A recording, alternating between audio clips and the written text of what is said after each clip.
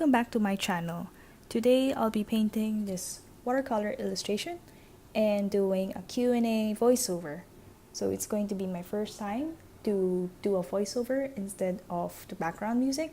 So I hope you like this one, and if you have any other questions, please comment down below and I will try my best to answer it.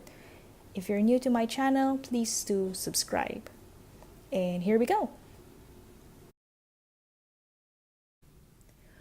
So first question, Paper Pal Project asks, question time. What is your favorite brand, or which brand of watercolors do you recommend?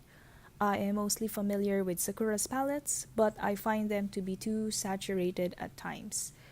My answer to that is that I actually have a lot of favorite brands, but my top would be Holbein, Sennelier, and Winsor & Newton.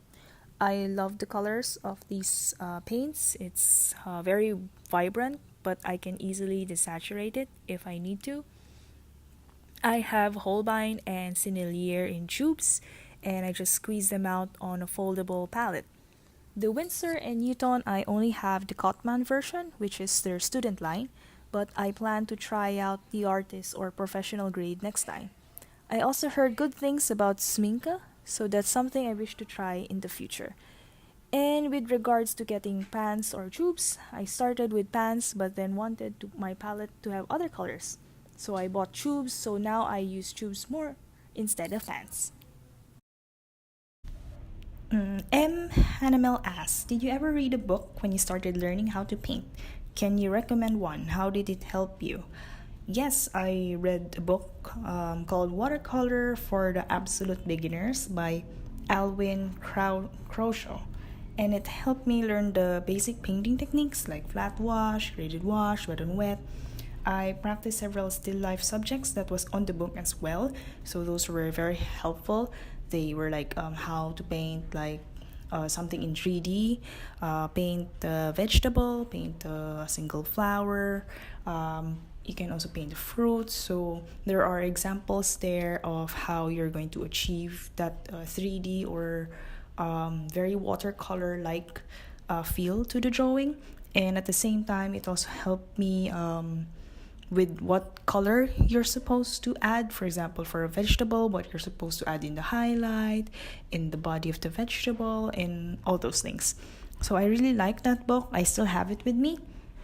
I didn't get to the landscape and portrait portions though. So after I learned about the flat wash, graded wash, and then tried some still life exercises on my own, I just decided to explore watercolor on my own. So it is a good book to start with, but for me, nothing beats practical application.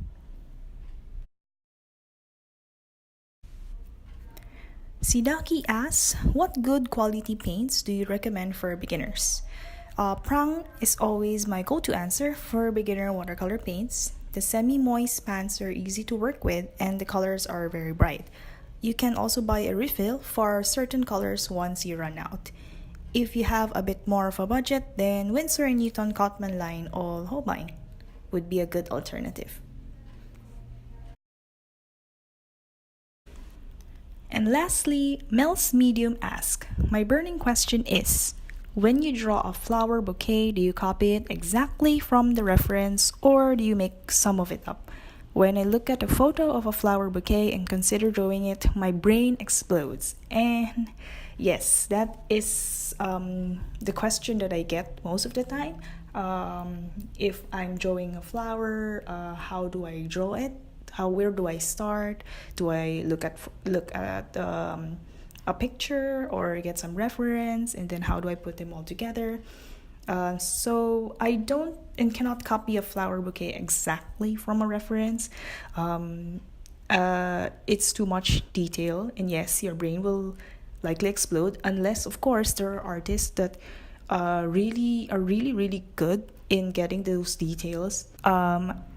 I'll only get parts of the reference and then just draw it on my own after a while. So I just get some of the things, like how does the flower look when it's facing this way?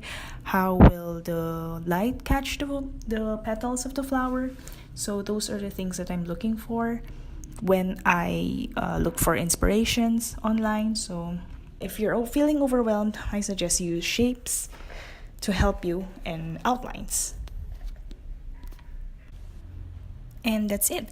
Thank you for everyone that sent in their questions, and sorry if I can't put all the answers in this video, but do comment down below if you have any other questions and I'll try my best to answer it. Thank you for watching this video, and I'll see you around again. Bye!